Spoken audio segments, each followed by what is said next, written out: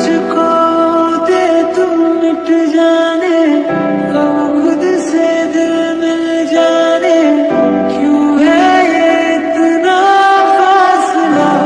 একটু জ্বলবে, জ্বলাটাই স্বাভাবিক। এটা কিন্তু বাসায় গিয়ে খুলে আবার ওয়াশ করতে হবে, এটা একটু মাথায় রেখেন। আরে কি হয়েছে তোমার? আরে মা, আমার কি মারামারি করার বয়স আছে নাকি? আমি বাজার করে মোটরসাইকেলটা ফিরতেছিলাম, মোটরসাইকেলের সামনে হঠাৎ করে দুইটা বাচ্চা, আমি হার্ট ব্রেক করছি, মোটরসাইকেল স্লিপ কাটতে পড়ে গেছি, হের ছিলে গেছি। তেমন কিছু হয় নাই, একটু হালকা রক্ত পাইছে। ওই ছেলেটা, ওর কাছে ফার্স্ট এড বক্স ছিল, ও আসতে করে আমার 7 লাগায় ব্যান্ডেজ। খালি ও করতেছে, তোমার নামে তো জিজ্ঞেস করলো না। বাবা, তোমার নামটা কি বলো তো? আমার নাম আবি। আচ্ছা, এখানে কার বাড়িতে আসছো? আমি বেসিক্যালি ইউনিভার্সিটি একটা কাজে আসছি, রিসার্চ করছি। আচ্ছা, তাহলে উৎসব কোথায়? আমি বা কারো গাড়িতে উঠিনি, বাস থেকে নামতেই বেতন আপনার অ্যাক্সিডেন্ট। ও এটা হোটেল খুঁজে নিব।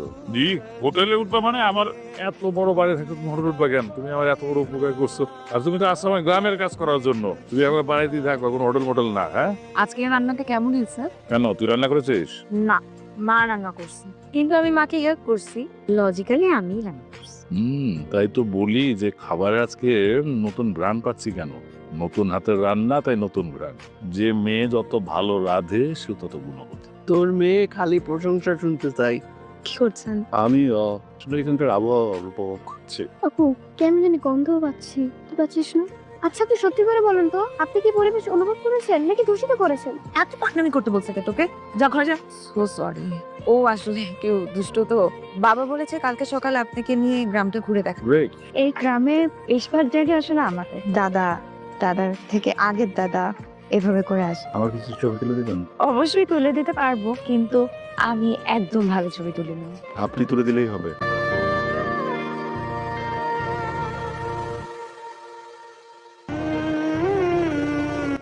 বাহ, আপনার হাতে তো জাদু আছে। আপনি দারুণ ছবি তোলেন। না না, এমন কিছু না, আপনি সুন্দর, এই ছবি সুন্দর আছে।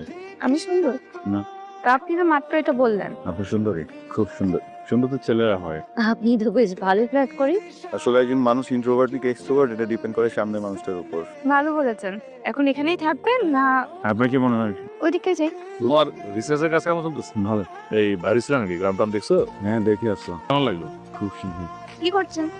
সুন্দর, আমাদের গ্রামটা সুন্দর না? খুবই সুন্দর। এতটা সুন্দর ইচ্ছে করতে থেকে যায়। তাহলে আমি থাকার ব্যবস্থা করতে পারি। যেটা বলছিলাম, গ্রাম সুন্দর, শহর সুন্দর না? ভাবতে গেলে আমাদের পুরো দেশটাই সুন্দর। দেশের গ্রাম সুন্দর, শহর সুন্দর, মানুষ পুরো সুন্দর। খুবই সুন্দর অনুভূতি। একটা জিনিস শুধু সুন্দর নেই গ্রামে। কি? গ্রামের মেয়েরা? মনে হচ্ছে তাহলে কি গ্রামে খুব। বুঝেন তাহলে, এই ঝামেলায় পোহাতে হয় প্রতিটা দিন। আমি ওখান থেকে ট্রাই করছি, আমার সাথে একটু কথা বলবো। মিতু আপা, মামি ডাকে। আপনি তাহলে নেটওয়ার্ক খোঁজেন, আমাকে ডাকছে, আমি যাই। তা সবসময় ঘরে বসে থাকতে চলবো? বাইরে বেরাও না? বের হয়ে উনি নিয়ে গেছিলেন, পুরো গ্রামটা ঘুরে দেখলাম। পুরা গ্রাম ঘুরে আসছো? খুব সুন্দর। পুরা গ্রাম ঘুরে আসছো আর আমার ঘরে একবার যাও নাই। আমি দেখতে সুন্দর না, তাই না? তা আমারে কেমন লাগতেছে তো? খুবই ভালো। আপনার এত মিশুক, খারাপ লাগার তো প্রশ্নই ওঠে না। জায়গাটা সুন্দর না? সুন্দর। আমার যখন খুব মন ভালো থাকে অথবা খুব মন খারাপ থাকে, তখন আমি এই জায়গায় হাসি। আমার কেন নিয়ে আসলেন? আমি স্পেশাল কেউ? ব্যাপারটা সেরকম না। একটা প্রশ্ন করবো, ব্যক্তিগত। কিন্তু বললেন আপনার যখন মন খুব ভালো থাকে তখন আপনি এখানে আসেন, আর যখন মন খারাপ থাকে তখন এখানে। প্রেম ভালোবাসার জন্য যে শুধু মন খারাপ হবে, ব্যাপারটা আমি বিশ্বাস করি না। অনেক কারণে মানুষ মন খারাপ হতে পারে। আপনি তো জানেন, প্রেম ভালোবাসার কারণে পরিবারের এত বড় অংশ আমাদের এখানে থেকে গেছে। প্রেম যখন আপনার জীবনে আসবে আপনি টেরও পাবেন না, আপনার কাছে পারমিশনও নেবে না, হুট করে আপনার হৃদয়ের ভিতরে একটা বাসা বাঁধবে। আপনি খুব অদ্ভুত করে কথা বলেন। আপনাকে যত দেখি ততই অবাক হই। আমাকে বাইরে থেকে যেমন দেখা যায়, আমি ভিতরের মানুষটা এমন না। মানুষ সবচেয়ে বেশি কিসে প্রেম করে জানেন? একটা মানুষের কথা বলার ধরন, শব্দচয়, এগুলো আরেকটা মানুষকে আকৃষ্ট করে। কি করতেছ? তুই জাস্ট ফেসবুকের আপডেট গুলো চেক করছিলাম। ফেসবুকটা কেমনে চালা? আমার একটু শিখাই না। বাট হঠাৎ ফেসবুক কেন শিখতে যাচ্ছেন? আচ্ছা থাক, বাদ দাও। আসসালামু আলাইকুম ভাইয়া। জি, আমি আবির, ঢাকা থেকে আসছি। আপনার সাথে কথা হয়ে যাবে? রিসার্চের কারণে আপনাদের গ্রামে আসছি। আমার রিসার্চের প্রধান বিষয়গুলোর ভিতরে আপনাদের জেলেদের লাইফস্টাইল কেমন আছেন সবকিছু মিলিয়ে। হ্যাঁ, সো আমি কি একটু আপনার ছোট্ট একটা ইন্টারভিউ নিতে পারি? মানে কিছু প্রশ্ন করব, আপনি উত্তর দিবেন, আর জাস্ট কয়েকটা ছবি নিব। আপনি ইউটিউবার না? আপনার তো ইউটিউবে দেখছি আমি। আমার এটা আসলে ইউনিভার্সিটির জন্য করা তো। আপনার নাম? আমার নাম সালাউদ্দিন। এই যে আপনাদের পানির উপরে জীবনযাপন বের হচ্ছে, ঝড় বাদল, কত দুঃখ, কত কষ্ট, সব মিলে আপনার কি সন্তুষ্ট এই জীবন নিয়ে? আলহামদুলিল্লাহ আছি ভাই, আপনার দোয়ায় অনেক ভালো আছেন। ঠিক আছে, কয়টা ছবি তুলবি? ছবি তুলবেন? এটা ওই যে ফাইল সাবমিটের জন্য একটু দরকার। কি মিটু, ঢাকায় আমার ঘুরতে খুব মজা লাগে। কি সমস্যা তোর? কোনো সমস্যা আছে? কোথায়? ওই ভাই কোনো সমস্যা নাই। ভাবি কারোর আগে দেখতে তো তা না, ওর ভিতরে জানি কেমন করে। ছাগলে কিনা বলে আর ছাগলে কিনা খায়। ইলেকশনে এত বাজে ভাবে হারার পরে সরকার বাড়ি কাউকে চেহারা দেখাতে তোর লজ্জা লাগে না? চলো।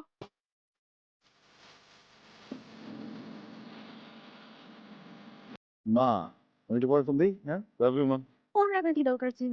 নাকি আমার সাথে কথা বললো আমি কিছু ভাব- এমন শোনো। আচ্ছা ওই ছেলেগুলো পেয়েছি গো। আপনি না রিজেন এটুকু বুঝতে পারেন নাই? ওর বাবার সাথে আমার বাবার সবসময় একটা দ্বন্দ্ব লেগেই থাকে, কিন্তু আমি একটা সন্ত্রাসী তাকে আমার একদম পছন্দ না। ওর নামে অনেক মামলা চলছে, সারাক্ষণ পিছে পিছে ঘুরে, আমার একদম ভালো লাগে না। আপনি চাইলে করতেই পারতেন। কি করতে পারতাম? রিলেশন কি যে বলতো তুমি গাই, ভালোই মনে হলো, শুরু কি সুন্দর। শিয়ালও তো দেখতে সুন্দর, তাই না? ফান করছিলাম।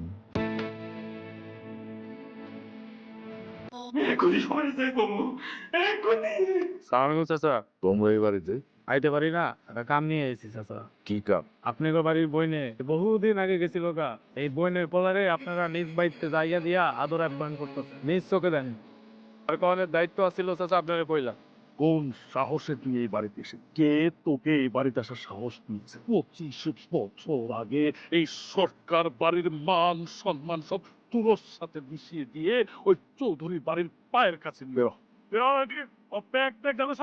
যদি তুই তোর কুকুর মতো ওই ছেলের হাত ধরে বেরিয়ে যেতে চাস, আমি কেটে টুকরো টুকরো করে ঢুকে দিতে পারবো। ওরে এটা দিয়ে বাইরে ভাই আপনি কিছু বলবেন না আজকে। অলরেডি হিসাব বোঝাপড়াটা শেষ করি। কেমন দিলাম মিজান সরকারের কাছে?